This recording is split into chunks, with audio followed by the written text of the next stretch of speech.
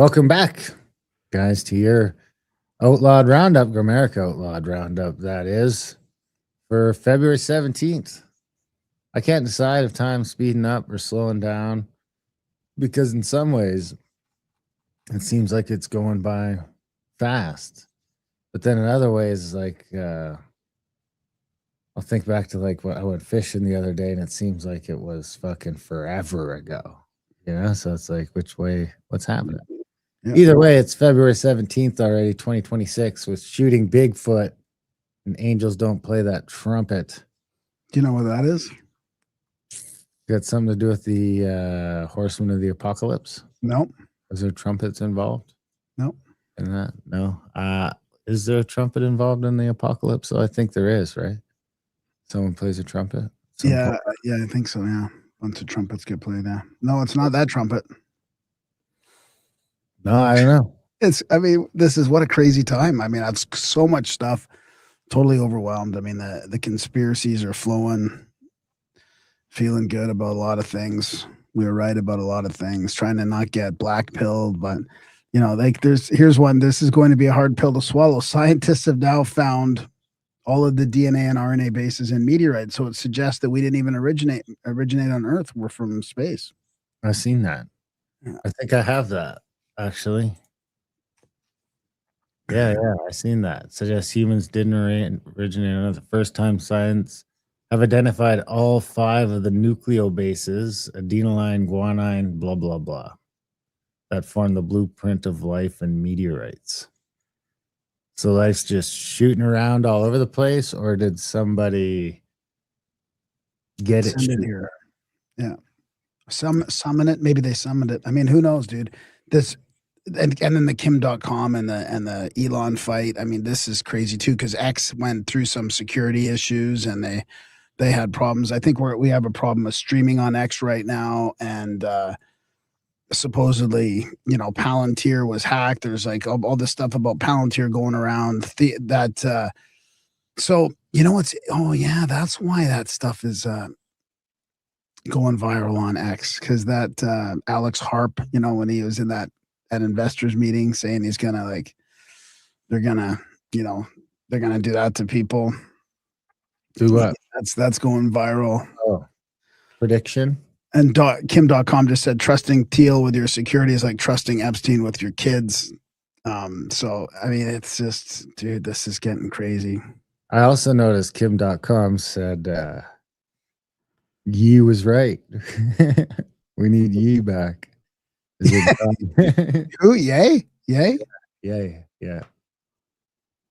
So that's the weird part of all these files, like the Goyim. It's Epstein is it's almost like this whole anti-Semitism thing was protecting him and his whole crew. So it's super interesting to see that come about. Well, we should mention, if you don't listen to the other podcast, check it out. Also, we should mention, if you're a free member, this is your chance to get the extension of the show. We've got a promotion going right now where you can get a free month. So you can pause the show right now, go there, get your free month, and get signed up for Plus and try it out and see if it's something you like. If you like it, stick around. The code is free month, all capitals, no spaces. Yeah, for sure. And here's the website right here. Oh, there's a little pop-up. Pop-up on the website. I put a pop-up. Yeah, that comes up. Color, actually. I should have changed the color. It kind of matches, though, right? This is my first pop-up I've ever made. So here's all our episodes here. Dave Smith and some roundups here. Andre Malosh, Josh Slocum, Payman Ascari, Jeff Gross. Goes all the way down forever. All the way down. Infinity. So do you know what my title's about? Your title is called Shooting Bigfoot? No, I don't. No, what is it about? Well, I guess you'll just have to wait and see. Just have to wait and see. So where do you want to? Well, here I've got a whole section. Like, I saved up all this stuff on robots and drones, right? And it's getting overwhelming now. So I thought I better just talk about it all, show you all these awesome examples of robots and drones. So that's going to take up a big portion of mine. And then I've got some nastier stuff about, EU censorship and the election fraud and some of that sort of more like USA geopolitical stuff and corruption and all that. I do have some Canada stuff, some UFO stuff, ancient world stuff, truth about addiction, parenting advice, and my seminal piece. So let's why don't we Why don't you go through a whole bunch of your first half stuff, and then I'll jump into the robots and drones, and I'll save the nasty stuff for the second half, like the more sensorial stuff. Censorious. Because I do have some Epstein stuff because I just couldn't couldn't stay away from it completely. All right, well, let's start out with this. This is some parenting advice I thought might be good to play on the show. I don't know who this guy is. It says Ready Set Parent on there. You need to understand something the parents these days have long since forgot and are going to have to relearn again. Your grandparents knew this, but today's generation of parents doesn't seem to. And that is, you do not get to design your children. Nature would never have permitted that to happen. Evolution would not have allowed a generation of a species to be so influenced by the previous generation. It hasn't happened, and it doesn't happen, and it especially doesn't happen in children. You do not design your children. And yet we have the Mozart effect, the belief that if I play classical music to my uterus when I'm pregnant, I'm going to have a genius. The fact that if I can just put enough crib toys over his crib, he's going to have all these neurons exploding with synapses and be a brilliant mathematician. You don't get that degree of power. Does that mean stimulation doesn't matter? No, it means a stimulation environment is better than a deprived environment. But it doesn't mean that the more stimulation you add into the environment, the better it gets. It's a threshold. There is enough stimulation that every normal brain needs to develop. And once you're past that, which 98% of you are, the rest of it is out of your hands. What we have learned in the last 20 years of research in neuroimaging, behavior genetics, developmental psychology, neuropsychology can be boiled down to this phrase. Your child is born with more than 400 psychological traits that will emerge as they mature, and they have nothing to do with you. So the idea that you are going to engineer personalities and IQ and academic achievement skills and all these other things just isn't true. Your child is not a blank slate on which you get to write. The better view is that your child is a genetic mosaic of your extended family, which means this is a unique combination of the traits that run in your family line. I like the shepherd view. You are a shepherd. You don't design the sheep. The engineering view makes you responsible for everything that goes right and everything that goes wrong. This is why parents come to us with such guilt, more guilt than we've ever seen in prior generations, because parents today believe that it's all about them and what they do. And if they don't get it right, or if their child has a disability, they've done something wrong, when in fact the opposite is true. This has nothing to do with your particular brand of parenting. So I would rather that you stop thinking. Well, some of the disabilities might be your fault. Engineer and step back and say, I am a shepherd to a unique individual.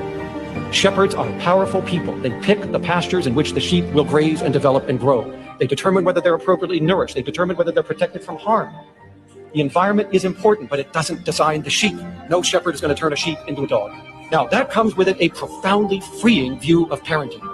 Because what it means is, although it's important to be a shepherd, recognizing that this is a unique individual before you allows you to enjoy the show, right? So open a bottle of Chardonnay, kick off your slippers, sit back and watch what takes place, right? That's probably enough of that one. That's pretty well. I guess you're not, you don't have kids, but you get it. That's kind of been my approach. No wonder why that resonates with you. I don't know. It's just reading some stuff online about, is it true that you used to go out during the day and, and come back at night as a kid after dark? And so there's everybody commenting, all these Gen Xers, and that was like kind of what they were like then. Yeah, I have this other thread. I'm worried I could get into. I didn't listen to all these clips, so I'm worried.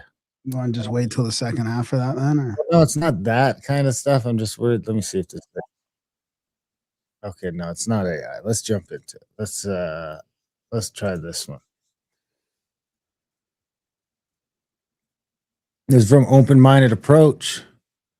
The Grand Canyon and specific areas that are restricted or forbidden to public access, especially those of archaeological significance, such as ancient sites, certain sections of the Colorado River, and areas deemed too dangerous for general visitation. In fact, they even banned drone flights in 2014.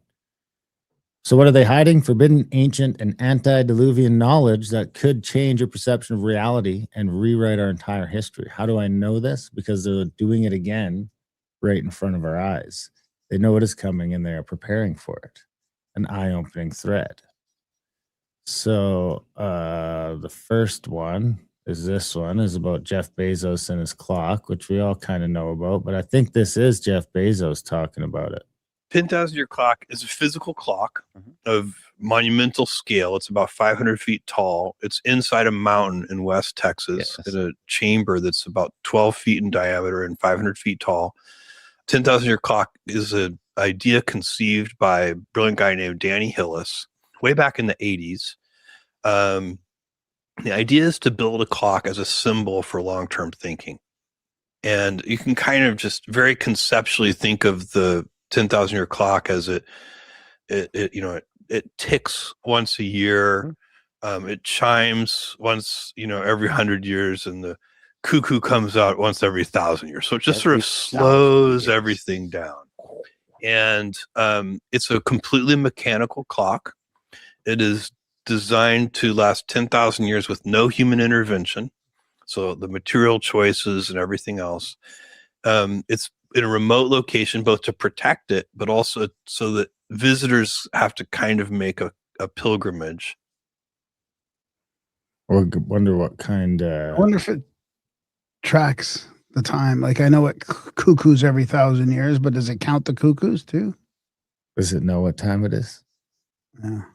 How long it's been running? Yeah, exactly. Tell people that. At the same location as the clock, they will leave a tiny disc containing over 1,500 preserved languages, instructions on how to decode them, and 15,000 pages of the most crucial human knowledge. I wonder if there'll be any Epstein files in there, or maybe the global warming stuff. What do you think they'll put in the files? To read the disc, you won't need computers or electricity, just a microscope. It will be an artifact like the Antikythera mechanism found in ancient Greece, only far better preserved. When you look at the Rosetta disc close up, and now these are some pictures that we have of pretty zoomed out. You can see on my disc, there's little kind of points of light on there, and each one of those is a page. There's over 15,000 pages on this. Doesn't that seem crazy that they can get that kind of resolution? I mean, you need some tech to be able to read this thing. You could find this thing and you don't even know what it is, and you're just like, is this your lucky charm or something? Meanwhile, well, they had microscopes going back quite a ways. Disc, and each one is a page that we scanned originally from a book that was in that language or talked about that language, the structure of the language, the vocabulary words of the language, stories in that language. And we have this for over 1,000 different languages. We also have the same kind of information for each language. Seems like a lot, doesn't it?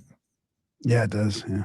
As if Texas wasn't enough, the Long Now Foundation also purchased a remote location in Nevada to build a second clock at an elevation of 11,000 feet, also inside a mountain.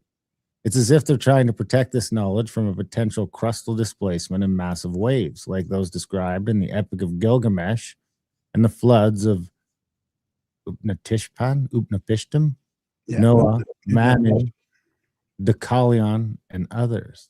That's just the little thing. Well, hang on. I got a question on that. Is that place that they found in Arizona? Is that in the in the map, in the survival area? The clock? Yeah. The remember, he's the one that's at 11,000 feet.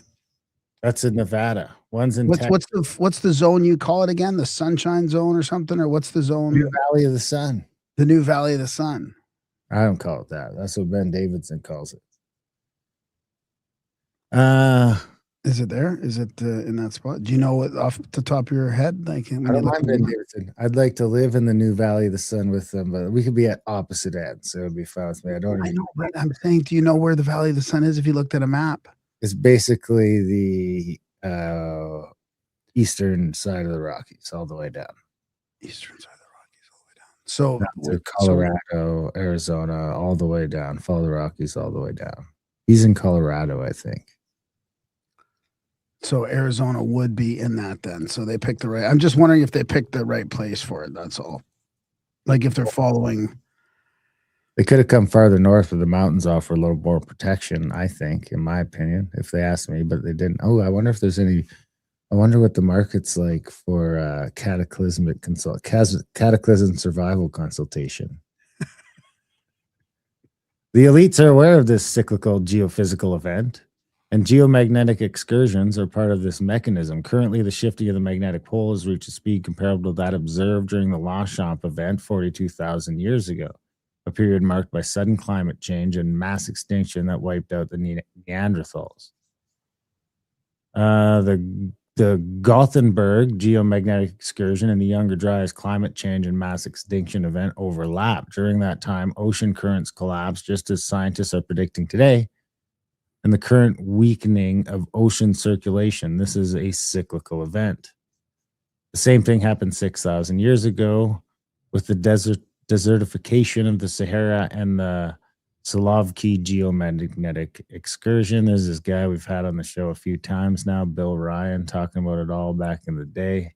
That was in 2010. I mean, he did call a lot of stuff. I don't think we need to listen to it again, but he mentioned like COVID and all of it.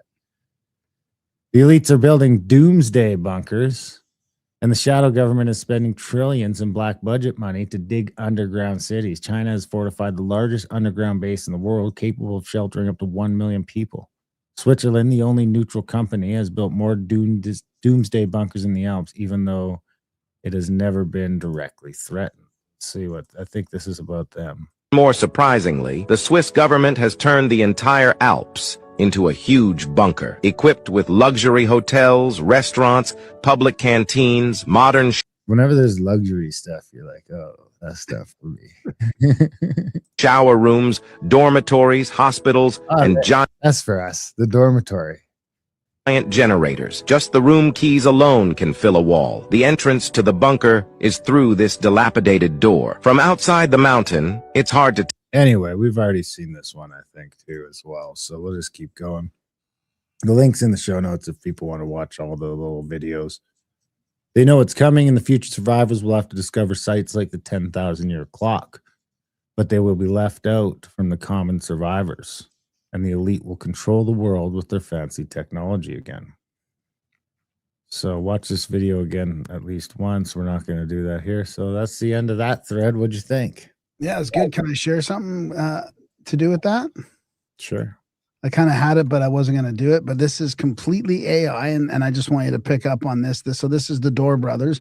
We just made a 200 million AI movie in just one day. This is after that. Oh, they didn't, though. They made like it's 3 minutes. Yeah, you ready? That's a sea dance. Do they have the? I've seen this.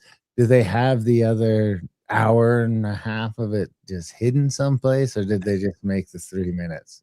I don't know. Let's because making the full hour and a half and having them all like line up together in sequence, that's going to be the how many scenes do you have to make? You know, like a lot. Yeah. Keep the characters the same. I'm really busy. Can you get Sophia today? What? No, I have a meeting. I can't. Oh, shit. Fine. Reporting what is being called a geomagnetic storm. This is a phenomenon caused by a massive information as it comes available. Stay tuned to this channel for continuing coverage.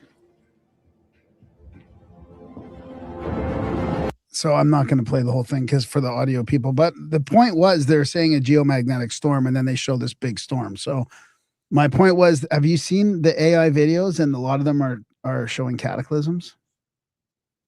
Yeah, but I bet you that's it's just showing cataclysms to us. So we're just going further down the cataclysm algorithmic hole here. I don't think so. I think that these are AI. These are AI videos for everybody to watch. This is the sea dance thing, and these AI. Because there's a ton that aren't too. I mean, let's see if you can find out that more. I think it's just that the cataclysm ones are the one being shared with us. Remember, we did the Google Trend search. Actually, the flood stuff was up. Great Flood was up. So that was the one mechanism that was up. I do have a clip of your buddy, if you want me to play that. Stephen Greer. Okay. I don't know if you heard this one yet, but he's still trying to be relevant or being relevant. He's on Newsmax. whatever that is. Okay. Dr. Greer, you have said publicly that this is outside Seoul, South Korea. Is that accurate? One of them. Now, remember, I have debriefed almost 800 whistleblowers who've had direct involvement with this. One of them was with the Pentagon for about 8 years as a very senior investigator and had baseline clearance across 18 black project, unacknowledged special access projects. He specifically knew of the one in the mountains outside Seoul, South Korea. It was so huge, they had to build a structure around it. And he was read into this in between 2002 and 2010. Okay. So it had been there for some time. Now, I also know there are others that have been brought down in other locations. And if they're over a certain size, they're very, very hard to move. Imagine if they're bigger than a football field. And you're not going to put that on a semi. So it becomes logistically impossible to move it. And then in the United States, we know where there are some others, such as near Fort Sill, Oklahoma. There's a smaller one. They built a skiff, a facility around that one. We have its location. So I know that the congressman can speak, to what he's limited, but because I'm a private citizen, I can discuss these. Congressman, are you referring to the location in South Korea? I can't be specific to that location. But there are wide reports. What I can say is that I've seen articles that have pointed to a specific building, and from what I've been told, that is not the facility. So they're talking about secret UFO bases. It's coming, man. It's crazy. This is there's a bunch of fact checking on Trump's May 1st announcement, and there's the disclosure day coming out with Spielberg and the moon. Elon's focusing on the moon. I mean, does Elon not know that the dark side of the moon, like, are they going to allow humanity back all of a sudden? Is Elon making a deal with the dark side of the moon? Elon has made the deal with the dark side already, with all the dark sides. I mean, he's getting paid by the dark side all the time, billions and billions of dollars. The richest guy in the world from getting paid from the dark side, mostly. I mean, I pay him a couple bucks too for my Starlink, but what the private citizenry is paying him is peanuts compared to what the. Well, he's seeming pretty light compared to the rest of the dark side. I mean, if we could figure out a way to just take the dark side's money but still spread the good, then I'd be into that. Well, I think that's what Elon's doing. I'm not convinced he's with the dark side. Well, this is the guy from the Y Files, right? Everyone's heard of the ancient hieroglyphics in Egypt, but what about the two Egyptian princes who got shipwrecked in Australia and created hieroglyphics about UFOs? Those are the Gosford glyphs. The Gosford origins are uncertain, but the writings do exist. The images and writing were discovered in the mid-1970s, the writings inscribed in the sandstone of the Brisbane Water National Park, and according to some, they contain secrets we don't yet understand. Stephen Strong, a researcher, says the sandstone is encoded with stories of UFOs. And the most ancient record. We had Stephen on. We had Stephen and Evan Strong on the show multiple times, I think twice. At least one of them twice and both of them once. So people can check that in the back catalog just by searching Stephen and Evan Strong. Egypt's history known to man. If true, it's one of the greatest discoveries in history. Or it's just a hoax. But you can see for yourself. The site is open to the public, and you just might see a UFO too, if you believe the legend encoded by two stranded Egyptian princes. Cool. I think it could just be more evidence of like the world culture, Just more about that. Yeah, maybe. Anyway, let me do my prize piece here. It's gonna be a lot of reading, unfortunately, but I think it's worth it. So this is the Shooting Bigfoot. Is about shooting Bigfoot. So this is submitted by witness on October 16th, 2004, but it's from 1941. The moose hunter shoots Bigfoot to death. To death. Yeah, approximately 15 miles west of Gypsumville, just southeast of Basket Lake, Manitoba, nearest road number 328. This report is submitted by BFRO member Kurt Nelson and is based on 2 visits to and many phone conversations with the witness. This is it down there. Should I read it? Environment is in thick bush, midday, clear conditions with patchy snow on the ground. Sure. Hear about it? At the beginning of May 2003, I took a trip into Manitoba to stay with a man with whom I'd been in telephone contact on and off for about a year. He was interested in Sasquatch. Sasquatch in Manitoba, Canada, that province above western Minnesota and eastern North Dakota, which stretches north along Hudson Bay where polar bears make their living. Which sounds weird, but whenever I look at the Bigfoot map, it is way more over on the east than there is in the Pacific Northwest.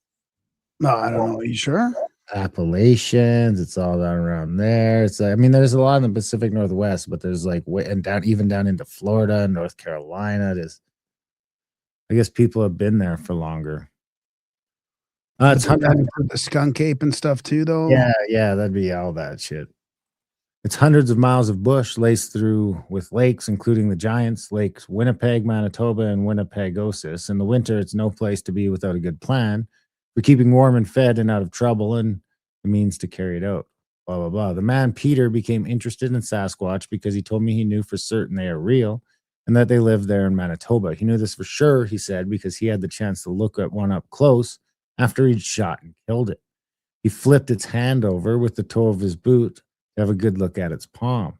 It was very large and there were 5 fingers, one a thumb like a man's hand. The following account of the event came mainly from 2 visits I had with Peter. First in May of 2003 when I stayed with him for 3 days, and in September of that year when he put me up again for 2 days. We also talked about the shooting incident several times by phone. Before and since my visits, the word-for-word questions and Peter's answers presented here were mostly from the May visit. Anyway, it happened the first week of November 1941, 62 years ago, when Peter was 17 years old. He'd gone hunting for moose with 2 friends around Basket Lake, a small lake about 15 miles west of Gibsonville, a town near where Peter grew up and has always lived. The 2 friends hunted the east side of Basket Lake. Peter wanted to go to the west side, which he knew was good for moose and elk. There was patchy snow on the ground, and Peter found ambling moose tracks crisscrossing the area, indicating feeding animals. The spotty snow made tracking difficult, but he moved ahead. Sure enough, I did see one in the willows feeding with its head down, and it was a cow moose. No calf. I didn't see a calf and no horns, so I knew it was a cow. At that time, the bulls still have their horns, but in 1941, yet before the major fires, there were bush and willows so thick that you couldn't believe it. So you had to shoot through the willows. You didn't always have an open shot, so take a chance. So I did shoot because I knew take 1 or 2 steps and it would be gone. Where did you shoot? Where did you try to hit her? In the chest. Was she broadside? Pretty well, but not fully broadside. And I did shoot, fired a shot, and walked slowly. And yes, there was a bit of blood on the right side. As it's running, you could see where it sprinkled a little, and it didn't look good. I could see I didn't hit it properly. The bullet deviated from the brush, and I had no choice then, and the blood made it a little easier to track it. There was blood here and there. You could tell you were on the right track. So I tracked her slowly, I'd say for half an hour, but very slowly. And I looked in the willows again and I could see all this hair. So I thought to myself, well, I'll slow you up. And I took a good aim and fired. It disappeared. Looked like I got it. So this guy really doesn't have good shooting etiquette. I mean, this guy's just shooting at brown patches through the bush. Looked like I got it. So I walked up to it slowly. It wasn't far, 45 yards only. Because that's about as far as you could see in that stuff, if it was that far. But I took my time because when you approach a big game animal, you have to approach carefully. You carry your gun across your chest with your hand on the breech, ready to fire. If it jumps up at you, you have one good shot, point blank. Don't raise the gun to your shoulder, just turn it and pull the trigger. That's the last chance you got, because a big game animal, he gets you, you've had it. So I looked. I could see him, but what the hell is this? Holy buckets, he's lying there and 1 foot was up. So I nudged him in the foot and slowly walked on this side, still hanging onto my rifle like I was supposed to. And I picked up the hand with my right foot so to see the bottom. And I walked around and I could see where I hit him in the back, high in the back, between the shoulder blades. He must have been bent over because to look at the moose track and the blood or something, I didn't see a head. So this is Sasquatch right here. So I think holy buckets, he was lying there. 1 foot was up. Yeah, he interrupted here, and to find out just how the thing. Oh, this is I think Peter. Peter explained that when he shot the animal, he thought he was looking at the rear end of his moose. Peter's view of the animal, and that given that shot, he tried to put the bullet just above where the anus should be. He said it's the only shot in that situation. Mostly, you wouldn't take that shot, I would say, as a hunter, but this was 60 years ago. The bullet travels above the gut, just under the spine, and up into the chest cavity. The creature had stood with its back to him, apparently had been looking down at the wounded moose's trail because he didn't see its head, the big shoulders and back. He thought he was looking at the moose's rump. His bullet meant to enter and travel just below the moose's backbone, had hit the animal between the shoulder blades, killing it on the spot. And this 1941 vintage 17-year-old who never heard of anything like a Sasquatch looked upon the creature he had slain and wondered and worried, and then became frightened, and he got out of there. Do you think it was just an Indian? Like he killed an Indian? Yeah. No. What did you do then? Did you literally run out of the woods? No, I walked very fast with 3-foot strides. What kind of gun were you using? A 38-55 Winchester. Oh, do you still have that gun? No, in fact, the RCMP man bought it for repairs because the barrel was worn out. An elk is real hard to turn over once it's dead. To turn over to skin it's a lot of work. What about this creature? How big was it? Could you have turned it over? Well, there's a knack, like you say, about turning an animal over. It depends how the brush is, but I always carried a piece of stiff cord, good cord, where you could tie the leg up to a willow tree, and you could roll him over like nothing. So how big was the creature? He was very between, I would say, like I'm 6 feet, and he'd have been 1.5 to 2 feet taller than I was, just estimating. What about heaviness? I didn't try, but I could have turned him over, but I've had to cut some willows. You see, it's very hard to estimate the weight when he's covered with hair. I walked around him and thought, holy God, what the heck am I going to do now? If there's any more of these things around, I don't want to be here. And I just got the heck out of there so fast you wouldn't believe it. I don't think I spent more than maybe 8 minutes with them. You've seen the Patterson creature, which that turned out to be fake, didn't it? No, they're still in dispute. Do you think it looked about like that? Very much so. Well, I can describe his body. He has a big round chest, huge. He's got a big chest, really big. There's no skin showing. No, I didn't see any bare skin except a little on his face. What about the palms? They were bare, and the bottoms of his feet, they were bare, but they weren't white. Let's say he's not a very hygienic creature. He doesn't wash or anything, so his skin is dirty and a little brown, but white like my dirty hands. Not only a little dirty, and heavy fingers and big palms and opposable thumbs. And a big palm, like when I close my hand like this and cover my face. Really, so his palm was proportionally bigger than a human's palm? Yeah, it's longer and deeper, like it's a big palm. What about the foot? Does it match the footprints people have been casting? Absolutely. The foot had 5 toes. So did his coat look warm, his fur coat? Most animals have an underfur, and I didn't notice that on that animal, that he had a short fur underneath. Of course, didn't touch him. His foot was 15 inches long. Wow. That's a good one, right? Witnesses always say whenever they talk about it, it was covered in hair. And I think you'd never describe a bear as being covered in hair. You'd say it had fur. So why do people always describe Bigfoot as being covered with hair? It says because it looks like hair. And here he says it looks like hair, not fur. I think that's curious. The northern animal like that has to survive here wouldn't have a coat that was essentially like bears, with a good undercoat that's good and thick. Well, you know what? You're talking about a humanoid animal, but all I can say is it looks like hair, not fur. Like a man lets his hair grow scraggly and, long, and that's what it looks like, a hair. That's why I say it's hair, because it looks like hair. It seems like they were maybe arguing a little at that point. And I mean, then he kind of goes on a little more talking about the hair. I need you to comment again about your thinking and not telling anybody about it. I mean, it's a very important point, and it's an obvious question that everybody has. Well, for one, I was very shocked to see this thing, and it was during the war years, World War II. And the thing was, people can be very funny if you talk about something that's out of line. Right away, you're crazy. You're not all there, you know? And I did a lot of thinking myself. I could not place an animal in my brain like that. Was it half human, half ape, or something, or an Indian, or something like that? The thing is, this is just a year or two ago. People were calling me stupid and believing such a thing. You're crazy to believe in those things. Today, never mind 60 years ago. Anyway, and he talks about some Aboriginal people that said they were seeing this thing too, what I shot, from their stories.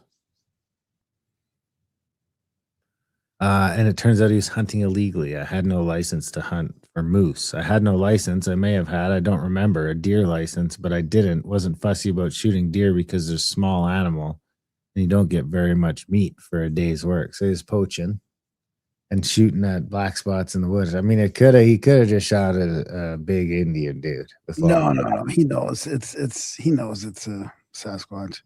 Then you'd probably just shut your mouth. Anyway, that was good. Yeah, pretty good one, hey? Yeah, I mean, see, if he would have had to look into its eyes, he wouldn't have been able to pull the trigger, you know. There's this rendition of it, this little picture.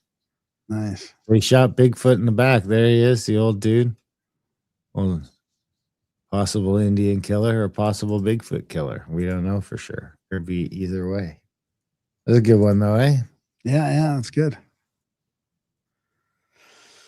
I'm not sure where I found that.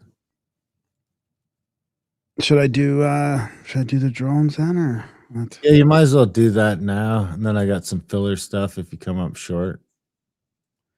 I don't think I will come up short, but as long as you're done with your thing, then yeah, I don't have anything important. So this is just like I've been accumulating fascinating drones and robots, right? Just to see where they're at. So I've gotten quite a few now, so I wanted to just share them with you to see what you think.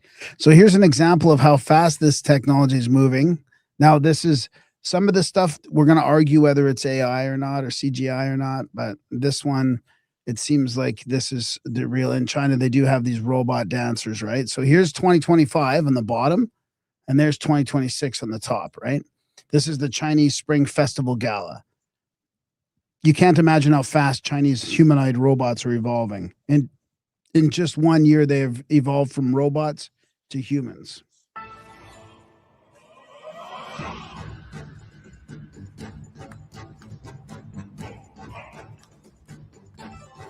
Any chance those are dudes in suits? No, I don't think so. Doesn't look like it, eh?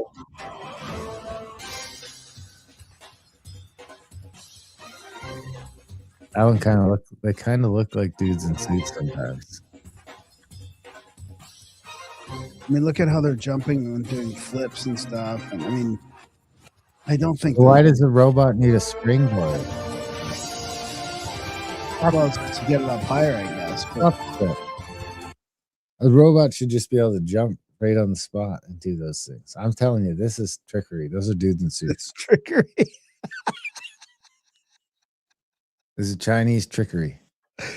Okay, here's one for the future of factories. This is from Kirk Lubimov, right? They're dark factories. Have you heard about this? That's where we want the robots in the factory. It may seem like a normal industrial building. I always have problems with the volume on this. But a look inside this Chinese factory provides a glimpse into the future of the car-making industry. Here, almost all the lights are off, yet the assembly lines are working at full speed. Pause it. Nearly everything is automated. But ironically, this is a news announcer that lost his job first. Yeah. With only a handful of employees, vastly outnumbered by hundreds of robots. This dark factory can produce up to 1,200 electric cars a day and requires almost no lights or heating. So that's what's I thought I'd just play up to now. 1,200 cars a day. Like, can you even fathom that coming off the assembly line? 1,200 a day? I don't know. I'll check. Another instance of machines replacing humans, designed to maximize profit. I don't like the way they say that. It's not, I mean, sure, it's maximizing profit, but it's not just because that. It's just more efficient.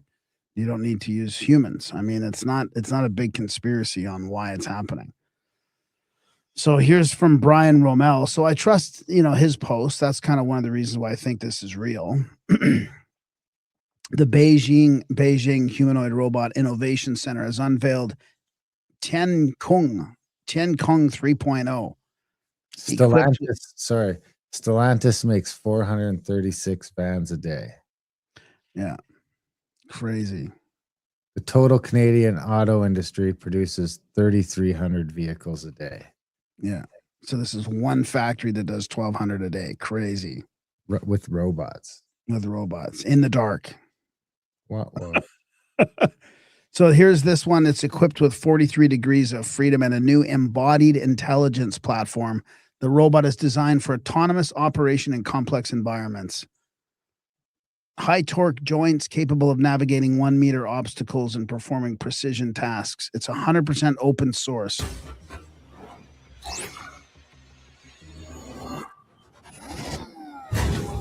So sorry for the audio, people. This is just like a video of him doing feats. Fully autonomous, more open. Got up from being on his bum. Joint peak torque 400 Nm, 43 degrees.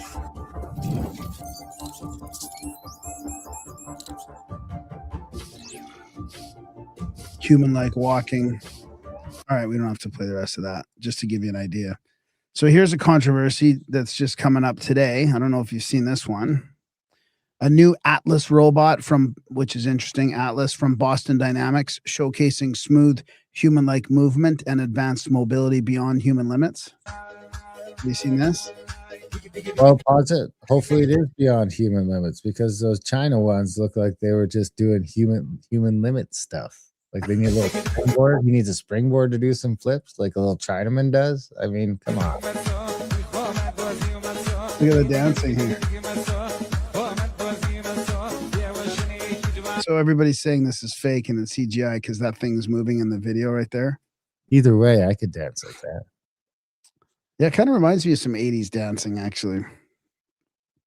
It says this video is CGI, not real footage of Boston Dynamics. But then Grok down here says this video is real footage from Boston Dynamics' latest Atlas robot demo, showcasing its AI-driven fluid movements. The robot did perform these dance-like actions. No fakes here. So there's a bit of a controversy over like a black chick. And then there's this here. So this one made this guy pause. This is from Pascal Bornet. It's a robot made of liquid, not flexible, liquid. It can split, merge, squeeze through tiny spaces, then reform. When it breaks, it heals itself. No motors, no joints, no rigid body. I've spent years thinking about AI as the brain of machines. This feels like the first glimpse of something else, a body that does not have. It's a T-1000, remember? Yeah. In Terminator? Or black goo. What's that? It's like that thing from X-Files and that whole theory of the black goo that's like this intelligent goo that can do that. So here's we were talking about Prometheus earlier. Yeah. The one takeaway from that is the robot turned out to be a real asshole. So here it is moving through that. You see that? Moves through and gobbles up that thing. Researchers demonstrated a liquid robot called PB, or particle That'll be armored you liquid getting robot. gobbled up. It can change shape, grab things, fall from small heights, divide and merge, all without collapsing or leaking. The team tested it on a little mission, where it collected a dangerous material, neutralized it, and brought it to safety, as we can see in this video.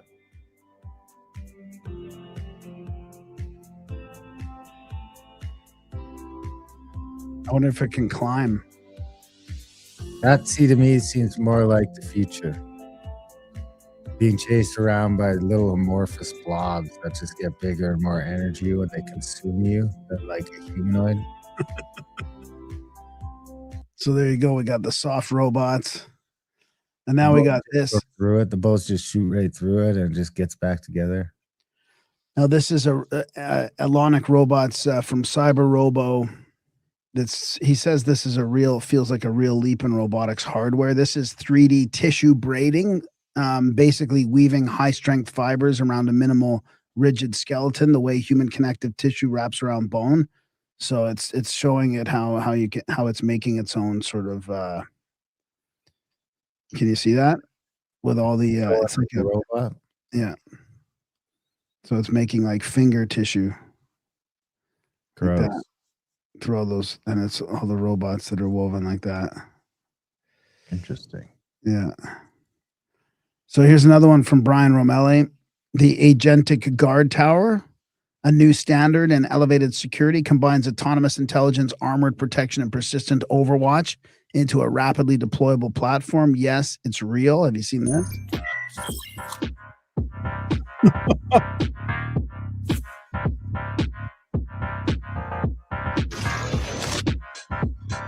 How many of those things do you think they got ready to rock? I know, right? It's like you can walk in, and so it can.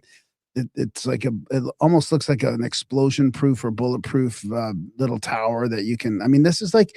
So this reminded me of the ancients with their tors, right? Like the Nicaragua on Sardinia and all that, right? They built towers for a reason, right? So you can climb up and look out and be protected from inside.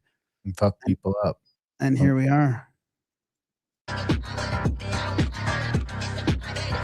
I wonder if there's like just automatic weapons in there already, if there's like arrow slit holes or something like that. Arrow slit holes? Arrow slits. You think there's arrow slits in there? Oh, look, I even made a comment about modern Nicaragua. Screens and everything else, and then they got arrow slit holes in this bitch. What the fuck are you thinking? Oh, for guns, whatever, for projectiles. A gun porthole. Yeah. So here's some UUVs, underwater propelled driven torpedo shaped vehicles. So here we go with autonomous torpedoes. UUV swarms are doing the same at sea. So now we've got these drones that are reshaping land warfare. Now we've got them in the sea. So here's one. Instead of wheels or rigid legs, this is an elongated multi-legged robot. So you notice how some of these look like look like animals, right? Control Robotics is a team of Georgia Tech researchers building multi-legged solutions for anywhere mobility. Our commercial model, Scuttle, applies the principles learned in the lab. Its multi-legged, elongate, mechanically intelligent design unlocks locomotion anywhere. I mean, it's pretty creepy. It looks just like a bug, basically, like a caterpillar. Centipede. Yeah. And here's this guy. It's more like a Pacific Rim style Jet Jaeger or the Kawasaki's robot horse. Here, actually, fun stuff we saw at the International Robot Expedition in Tokyo. Pacific Rim style Jaeger, Kawasaki's robot horse, kimono wearing child robot, and Hyundai's mobility robot. So here's the Jaeger.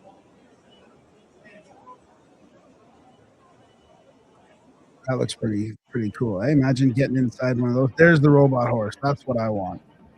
That's like picture dystopian hunting. That's kind of creepy. The kid. So let's see here. This one here's the robot horse here.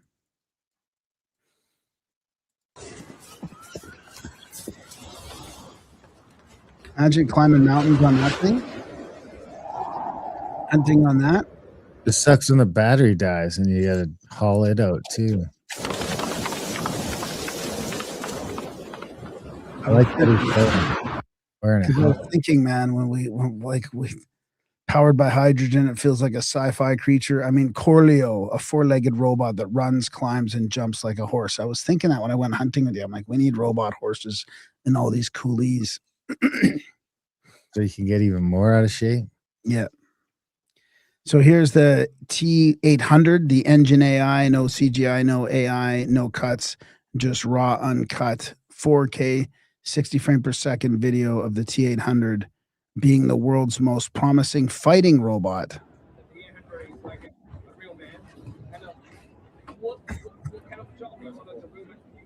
I mean, it really is reaching a new level, right?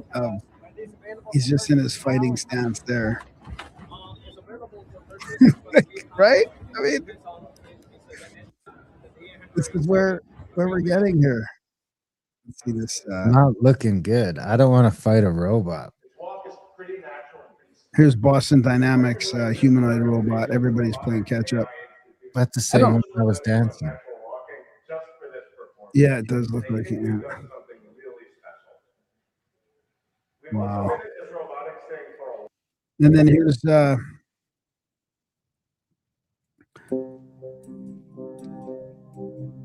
more of like a utility robot. So it's like a drone, but it has an octopus arm. So they're again copying like nature with tentacles and stuff, right? So this one has tentacles, robotic tentacles that can pick stuff up, like a tennis ball, even, or pick up other things. Look at that. Creepy, eh? What am I looking at? What? Real, or is that like an animation? This. Oh, you think it's animated? Well, no, I think it's real. The tentacle, you can see the tentacle. Yeah. Was I not sharing it before? Was I sharing that? You were sharing it. Yeah, you were sharing it. Okay. I was just doubting it. Okay. So here's the one that got me on this whole thing.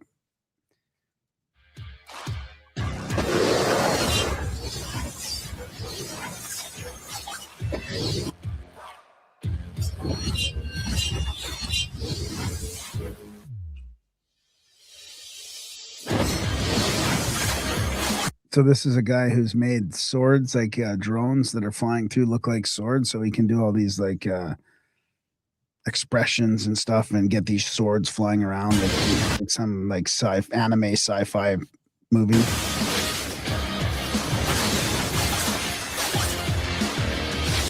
So lots of cool technology. So here's a couple more, and I'm almost done here. This is like a 0.6 centimeters. So what would that be? 6 millimeters?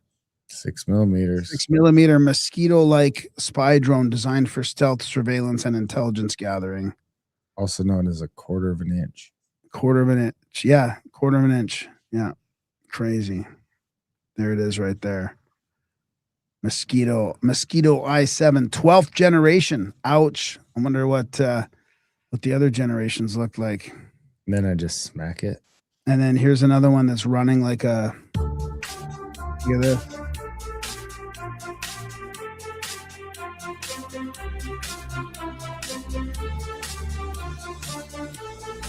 So it's capturing like the main use for these things is going to be to just cram them full of C4 and launch them with stuff to explode. Right? Yeah, because it can travel over almost anything, climb over stuff, like, super fast. Yeah, if you got 100 of those things coming across the field at you, so can get through. Yeah, so supposedly this is an AI, not an AI video. And that's just a swarm of humanoid robots running after this guy.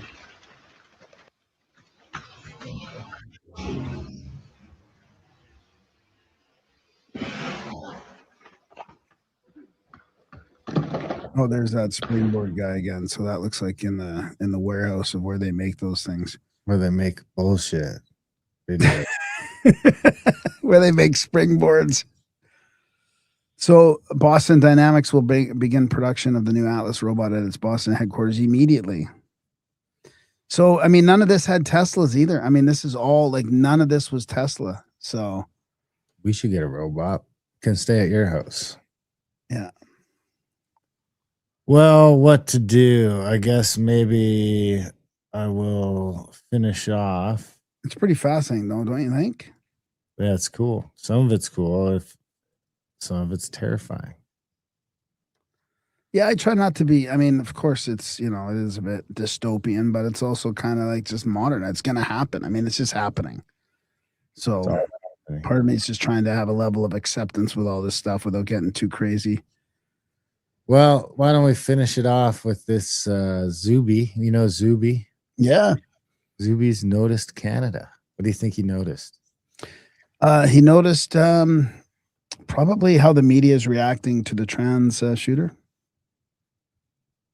Quebec has now killed more people in the globe than anywhere else. Keanu, that was 26 with diabetes and depression. He was killed this year. Mrs. B applied for MAID, was qualified. Anyway, last minute, she withdrew her request for MAID and they killed her same day anyway. These are not small cases. Also go to some of these places and they kill children. Whoa. Wait. You're gonna sleep great tonight, Brett.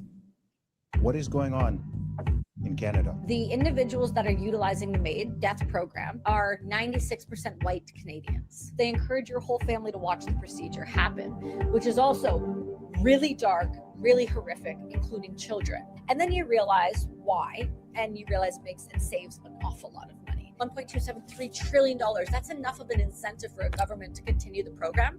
Forget the morality. Forget how much they're making off of organs, which is a whole different podcast on. Whoa. Stop clip. Stop clip. What did she say? Trillion what?